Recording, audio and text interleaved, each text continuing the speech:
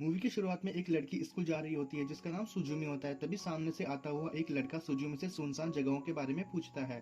सुजुमी उसे एक पुराने रिसोर्ट के बारे में बता देती है और चली जाती है। सुजुमी सोचती है कि उस लड़के से पहले भी मिल चुकी है, जिसके बाद स्कूल के आधे रास्ते से ही वह उस सुनसान रिसोर्ट पर चली जाती है। सुजुमी उसे हर जगह ढूंढती है, तभी उसकी नजर एक दरवाजे पर पड़ती है जिसे खोलने पर वो एक अलग ही दुनिया में पाती है, लेकिन अंदर नहीं जा पाती। जब वह फिर कोशिश करती है तो वह एक की स्टोन से टकरा जाती है। जब वह उसे उठाती है तो वह बिल्ली के बच्चे में बदल जाता है और वहां से भाग जाता है। इन सबसे सुजुमी बहुत डर गई और घबरा के स्कूल लौट आती है।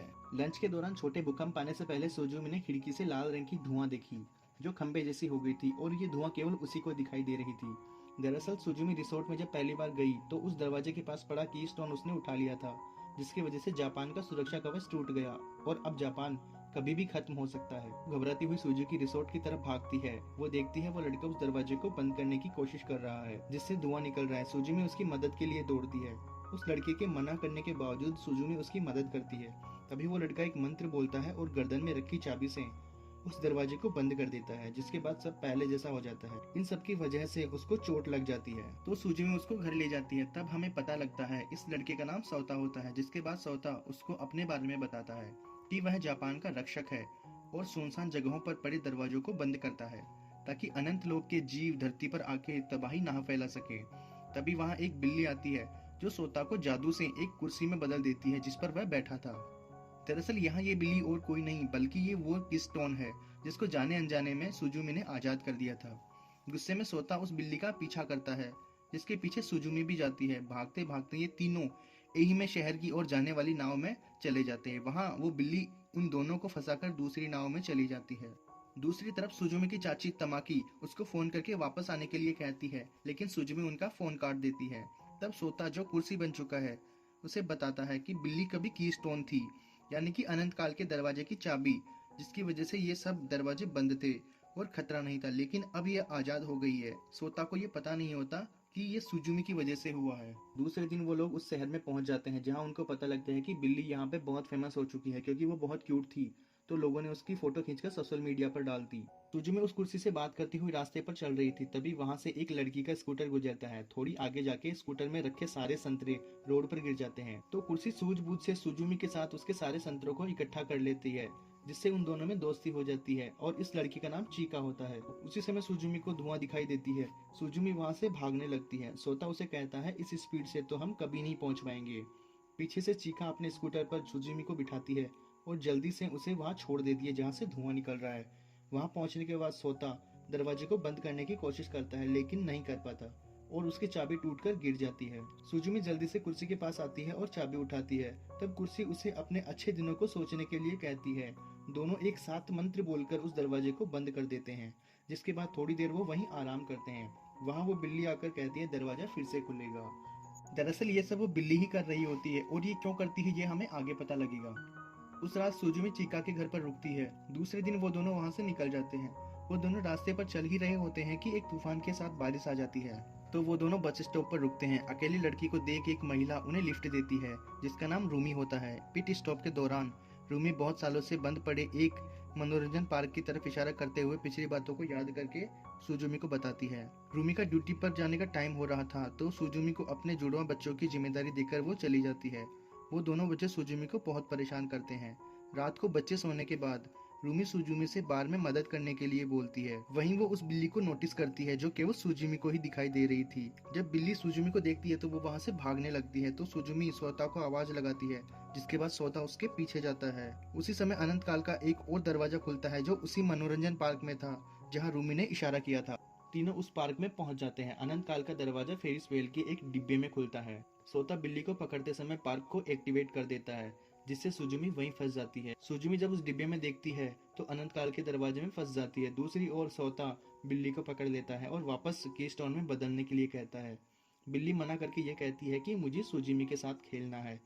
सुजुमी अनंत काल के और अंदर जा रही थी और नीचे से सोता उसे आवाज लगाता है और बड़ी मुश्किलों के बाद सोता और सुजुमी उस दरवाजे को बंद करने में कामयाब हो जाते हैं। और इन सब से सुजुमी बहुत डर गई थी। रात को सोते समय सोता को लगता है कि इस कुर्सी के रूप में वो खुद की भावनाओं को खो रहा है और एक गहरे समुद्र में धंसता चला जा रहा है। अगले दिन सुजुमी और सोता टोक्यो में सोता के अपार्टमेंट में जाते हैं। सोता की मदद से सुजुमी को एक किताब के जरिए पता लगता है कि अनंत काल का केंद्र टोक्यो शहर में है। साथ ही वह यह भी बताता है कि जापान में दो की स्टोन है, जिसमें एक वो बिल्ली और दूसरा टोक्यो में ही कहीं पर रखा हुआ है, जिसको ढूंढना पड़ेगा। अगर उस बिल्ली ने उस दूसरे की स्टोन को जगा दिया तो जापान खत्म हो जाएगा। दरअसल ये बिल्ली ऐसा इसलिए कर रही है कि सुजुमी ने उसको आजाद किया था, तो सुजुमी उसको अच्छी लगती है, जिसकी वजह से वो बिल्ली सुजुमी के साथ रहना चाहती है। दूसरी तरफ सोता को सबसे भयानक और सबसे बड़े दरवाजे के बारे में पता नहीं होता। वो दोनों बात कर ही रहे होते हैं कि सोता का दोस्त टोमियो दरवाजे पे आता है और सुजुमी से कहता है कि सोता को बताए कि वह उससे बात करना चाहता है। उसी दौरान सुजुमी को अनंत काल से आया वो जीव फिर दिखाई देता है, तो सुजुमी उसकी तरफ भागती है। तभी वहीं वो बिल्ली आ जाती है और सोता उस बिल्ली के पीछे भागता है। बिल्ली को पकड़ने के बाद बिल्ली सोता को बताती है कि ये सब रोकने के लिए सोता को कीस्टोन बनना पड़ेगा। सोता जल्दी से उस जीव के शुरुआती जगह पर जाता है और दरवाजा ढूंढने के लिए थैंक यू बोलकर उस जीव पर चढ़ जाता है।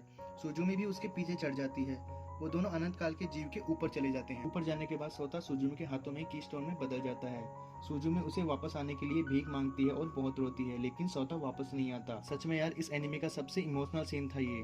दूसरी तरफ जापान पर अनंत काल से आया जीव गिरना शुरू हो जाता है, जिसके परिणाम में भूकंप आएगा और कई लोग मारे जाएंगे और जापान खत्म हो जाएगा। सुजुमी बहते आंसुओं के साथ सोता, जो कि कीस्टोन बन चुका है, उसे वहीं रख देती है, जिसके बाद सब नॉर्मल हो जाता है। सुजुमी उस जीव के ऊपर बैठी थी और सब नॉर्मल होने के बाद वो जीव खत्म हो जाता है और सुजुमी नीचे पानी में गिर जाती है।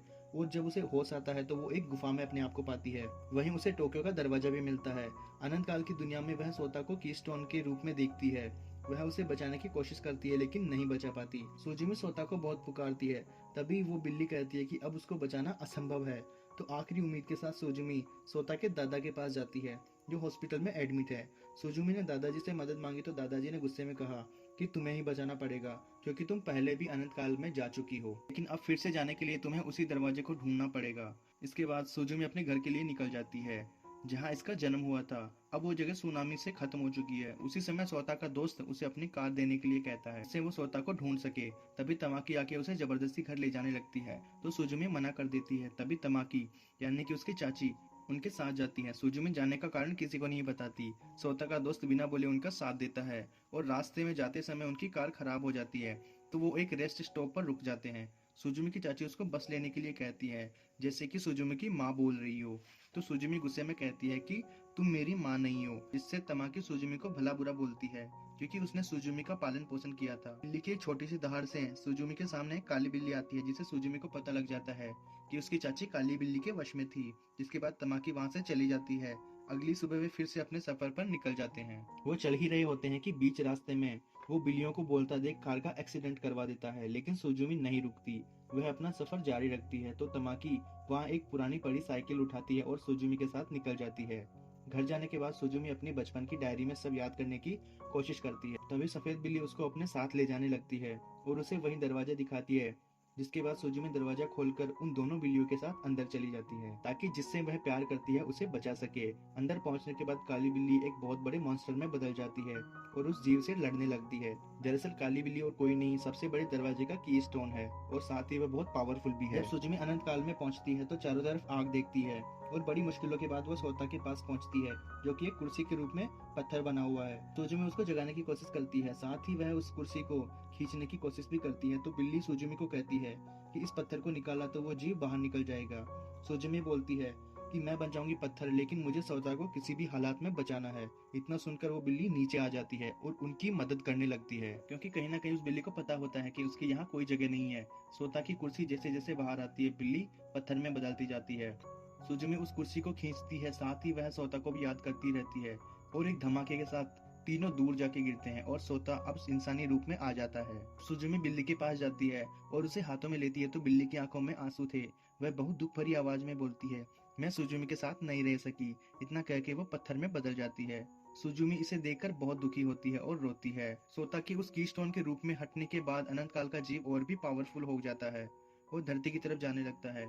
एक ऊंची जगह जाके सोता एक मंत्र पढ़ता है, जिससे वो दूसरा पत्थर उनकी तरफ आने लगता है और जिसकी पावर से वो दोनों उड़ने लग जाते हैं और उस जीव के दोनों ओर की स्टोन लगा देते हैं, जिसके बाद वहाँ सब नॉर्मल हो जाता है। अनंत काल की दुनिया में बड़ी सुजुमी अपने बचपन से मिलती है और दोनों अपनी माँ के लिए रोती हैं। तभी बड़ी सुजुमी छोटी सुजुमी को कुर्सी देकर विदा कर देती है और यही यह बहुत ही शानदार एनीमे खत्म हो जाती है।